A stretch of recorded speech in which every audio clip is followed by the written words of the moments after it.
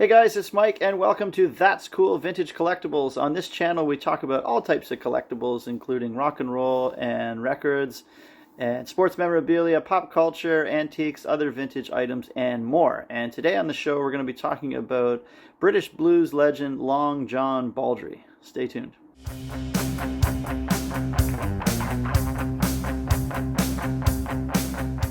In the early 1960s, if you were a guitar player in England, chances are you were as much interested in Elvis Presley and Little Richard as you were in Muddy Waters and Howlin' Wolf. And the Chess Records catalog was really heavily influential on a lot of the early British blues acts, including the Rolling Stones and Long John Baldry. Baldry was 6'7", tall, lanky guy. That's why he got the name Long John Baldry. He started to play in blues clubs very young, and eventually joined the Alexis Corner Blues Band, which is the first real blues band in England. And by 1962, he's starting to put together a band himself, and he ends up opening for a then unknown act named the Rolling Stones at the Marquee Club in the Stones' first appearance, and it's Baldry who's the supporting act on stage that night. So right from a young age and a young start, Baldry is right there, and as prior to this, played with all members of the Stones, and has certainly been an influential part of the early British blues scene, helping to create the scene. By 1963, Baldry is still playing a lot with the Rolling Stones. He's also become close friends with Paul McCartney and the Beatles, and he's hanging out with both the Beatles and the Stones quite regularly, to the point where in '64, McCartney invites him to take part in a British TV appearance the Beatles do, where he performs Got My Mojo Working, and you can see all four Beatles in the audience singing along. When the Rolling Stones released their first live album, Got Live If You Want It, it's Baldry who announces them on this record. It's his voice that you hear. And he's just hanging around with all of these British blues players and early musicians that are making it big. He's not quite there, but he's got a band in the works. We'll tell you about that next. By the mid-1960s, Long John Baldry is playing in a band called Long John Baldry and the Hoochie Coochie Men, who feature none other than sometimes Rolling Stones piano Ian Stewart, as well as a future keyboard legend in England, Brian Auger. And we have this band happening. They're playing a lot near Twickenham Station, and one time after a show, Baldry notices a teenager singing some Muddy Waters tunes busking on the street outside the station, and he decides to make him a full-time member of the band, and it's none other than Rod Stewart.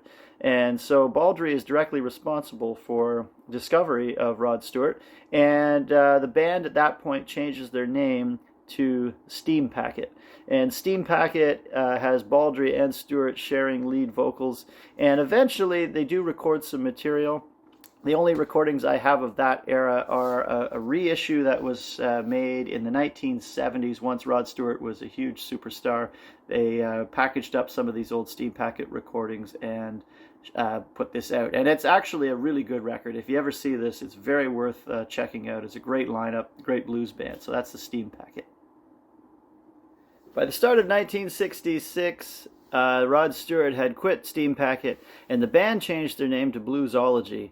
A number of lineup changes led Baldry to look for a new keyboard player, and he found a young Reg Dwight and took him in as a piano player and honed his skills in live performance.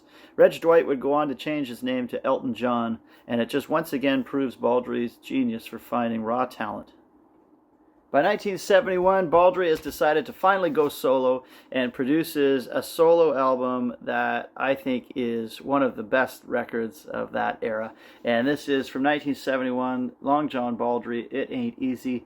And side one of this record is produced by Rod Stewart, and we see Mickey Waller on drums, and also Ron Wood plays guitar. Side two is produced by Elton John. All of these guys also play and guest on the album. Just a great record, and the number of times I've seen this in $5 bins and people just skip over it. They don't know who it is, and the album itself is just such a great record, and it contains the song Don't Try to Lay No Boogie Woogie on the King of Rock and Roll. By the late 1970s, Baldry had actually moved to Canada and lived in Dundas, Ontario, and toured Ontario quite a bit. I live in Ontario, and he actually did a show in my hometown in the early 80s and played at a venue called the Queen's Hotel, which was a very, very rough place. In fact, it was so bad that It's immortalized on this album by Steve Earle in a song called "Justice in Ontario." You'll hear all about it in that song. He wrote a song about that place, and it was pretty rough. I actually did a gig there myself in the 1990s, and it was not a great place to play. But this album was signed by Baldry at that show in the early 80s, and I got it from a local guy here in my hometown. So it was great to get this one for the collection and to have a signed piece of Long John Baldry, who remains one of the greatest British blues artists and probably the least known. He had hits here and there. He had, some real success. His song was used in 1967 as part of the UK's Olympic team, sort of team theme song, a song called Mexico that he did. He just had moments where he was very close to superstardom and just didn't quite get there. But he's a name you should know about, and definitely an artist you should check out. His records are pretty good. So there you go. Thanks for watching, and I appreciate all the support on the channel. It's been great. This is week 5, and just if you like and subscribe, that'd be great to keep us going, and I'll keep getting more content out to you. Keep on collecting.